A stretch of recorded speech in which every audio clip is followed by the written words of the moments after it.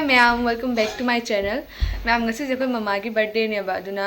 adi birthday to bagi kaim plan di laite do sanda taraga che na mama ki cake sembi ni aina tawri kanna ado koi sum khatang dum kai haidage haitre oh moi ayukta gi hainarame aidi khangde bani na aigi oina di hojik ta oiri ado karim oven ju laite ko dum che na ma ahan ba oina ngasi try tawdoi ni cake se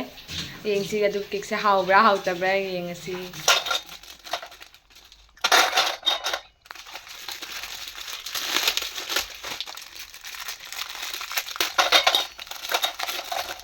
birthday cake se order ta hawda banate kaina masana semjage aina tawda bani masana semjagi birthday mummy ne semjagi haiba male dudi masana haidi chiche na semjage aina ahan ba semte birthday numita direct experiment tawjare si sumaina thumda tawraga adum tawdoni ko ang sinamba kawre da leire nga thongba nga tithong ama kai nga no nga ten thongba cake se loire thambagi khang asabada sum cream gi chocolate se melt ohele sina mahi hapaba matung cake se munba ngai bada yam wana ngai jarakpani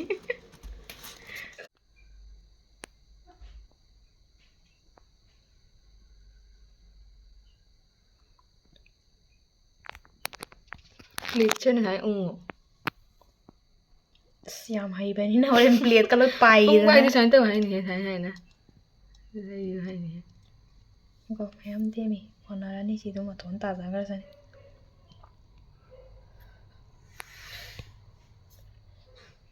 ilai se thalaga blur hoiba gamta wow ahan ba saba cake se successful hoire sida leire kuche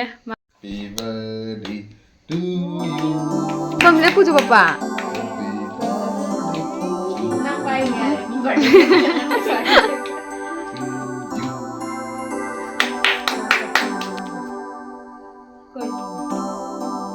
Isang ko bigo ka.